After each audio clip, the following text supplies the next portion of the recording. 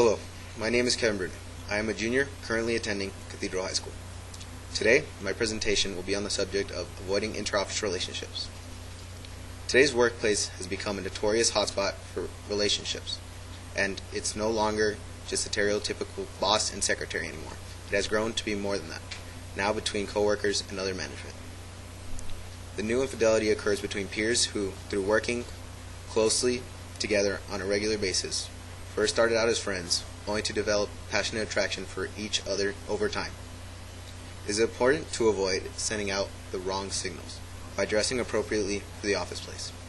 Any outfit that reveals more flesh than is office appropriate just invites unwanted attention from male coworkers and catty remarks from female colleagues.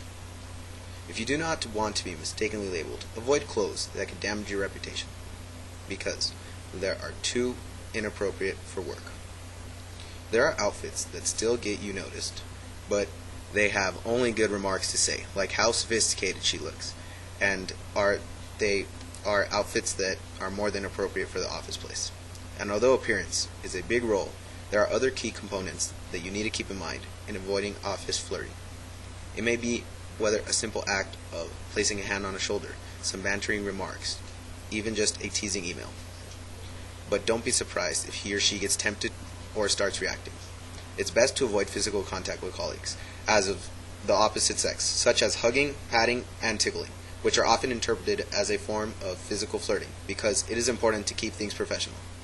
There is a fine line between being cordial and getting personal in your conversations, and it is important to know where that boundary lies. While it is polite to ask a colleague after a serious matter occurs in one's life, but keep it simple. If you allow yourself to talk, you may wander into more personal topics, such as where you hang out during weekends. Chances are you'd be sharing personal information that may draw you into a more intimate relationship. It's wiser to play it safe. Keep your relationship business-like and limit any conversations that are not work-related to a minimum. Avoid taking routine work breaks together in the pantry, where you may likely make idle jokes over a cup of coffee.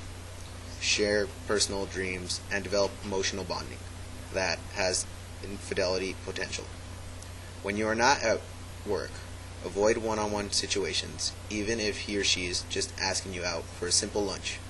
Ask another coworker alone. Having just one more person to tag along greatly reduces the potential for intimacy. The same applies for taking or offering car rides. In fact, try to avoid any situation that places you and a colleague of the opposite sex in close physical proximity alone. Most affairs begin with casual friendships, so one of the best preventions is really to avoid getting on too friendly terms with workmates of the opposite sex. But if you do get into one-on-one situations at work, devote yourself to your spouse. For instance, talk positively about your spouse. If you do talk about your spouse, let it be something positive. By saying something nice about your partner, you show that you are happy and satisfied with your marriage, and totally committed to him or her.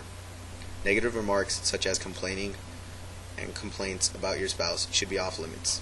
Things will go out of control once you start talking about the problems in your sex life, because you may be discontent with your partner that one day and tell someone, but never get around to telling them it was a one-time deal, so they may see it as an opportunity to move in, and they might decide that you are unhappy with your marriage. It is always important to remember your spouse's good qualities. When you have been together with someone for many years, it is easy to take your partner for granted. Start feeling a little bored and thinking about the possibility of romance with the guy or girl in the office. But remember, an infatuation with people makes you overrate the good points of that person and overlook his annoying habits. There is an unfair comparison between your spouse and the guy or girl at work that you have a physical attraction for.